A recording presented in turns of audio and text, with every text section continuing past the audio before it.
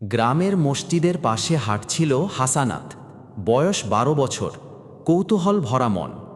একদিন সে দেখল কিছু বড় ছেলে দোকানের সামনে দাঁড়িয়ে মজা করছে, অন্যের পেছনে খারাপ কথা বলছে।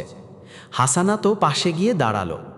একজন বলল, দেখ, নতুন মোল্লা সাহেব কত ভয় পায়, কথা বললেই লজ্জা পায়।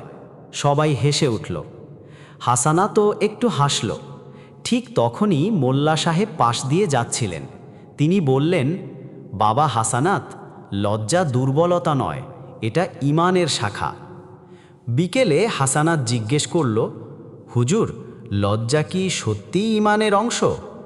হুজুর বললেন, নবীজি সাল্লাল্লাহু আলাইহি ওয়াসাল্লাম বলেছেন, ঈমানের 60-এরও বেশি শাখা আছে, আর লজ্জা হচ্ছে ঈমানের একটি শাখা। হাসানাত ভাবল, খারাপ কিছু করলে শুধু মানুষ নয়, আল্লাহর কাছেও লজ্জা পাওয়া উচিত।